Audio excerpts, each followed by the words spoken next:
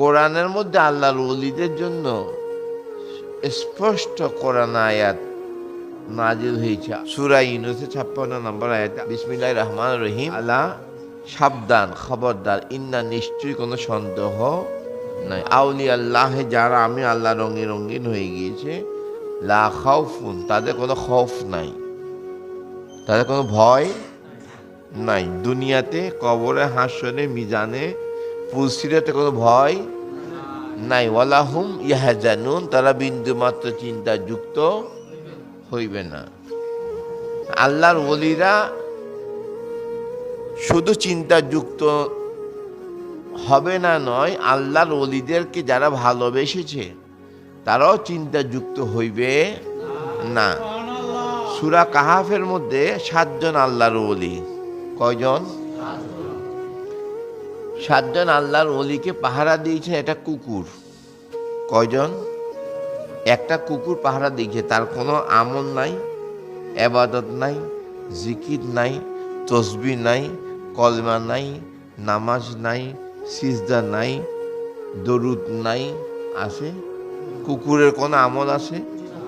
কুকুরের কোনো আমল, ইবাদত, কলমা, রোজা, নামাজ, হজ, যাকাত, তসবিহ, ফরজ, ওয়াজিব, নফল, সুন্নত, মুস্তাহাব, কোনো আমল আছে নাকি? কুকুরের কোনো ইবাদত নাই। আছে? কিন্তু 7 জন আল্লাহর ওলির গোলামির উসিলায়, খেদমতের উসিলায় আল্লাহ ওই কুকুরটাকেও 1000 বছর পরে জিন্দা করেছেন, এবং ওই কুকুরটারও মাজারও আল্লাহ তৈরি করে দিয়েছেন। সূরা কাহাফ পড়লে, গবেষণা করলে আপনি বুঝবেন।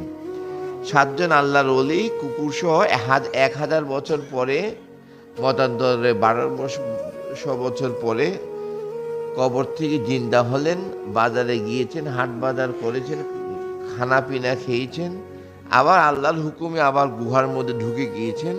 আল্লাহ ওই গুহার উপরে একটা দালান নির্মাণ করে দিয়েছেন, এবং তার পাশে একটা মসজিদও নির্মাণ করে দিয়েছেন ইবাদতের জন্য। আল্লাহর ইবাদতও চলবে এবং তাদের জিয়ারতও হবে। জিয়ারত উসিলা আল্লাহর নিয়ামত এবং রহমতের সাহায্য পাবে। এই জন্য আপনারা আপনাদের সন্তানদেরকে রসুলমুখী করবেন, আপনাদের সন্তানদেরকে আল্লাহর ওলিদের মুখী করবেন।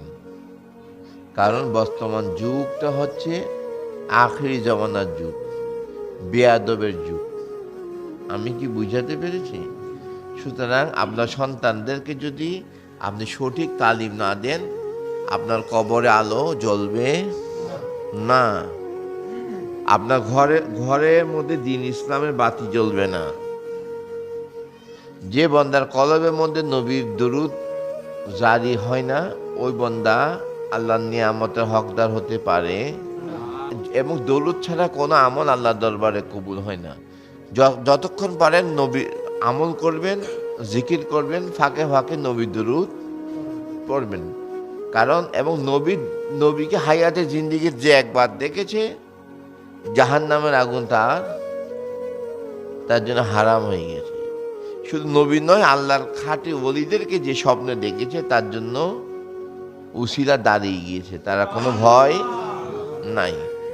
এই জন্য আল্লাহ সূরা কাহাফে বলছে আল্লাহর ওলিদেরকে নয়নে নয়নে, হৃদয়ে হৃদয়ে রাখার জন্য। ওয়াসবির, ভালোবাসো, নাফসাকা, তোমার দিলকে, তোমার কলবকে, মা আল্লাযিনা ইয়াদুনা, যাদের কলবের মধ্যে আমি আল্লাহ জিকির জারি হয়, ওই বন্দাকে ভালোবাসো, আলিঙ্গন করো।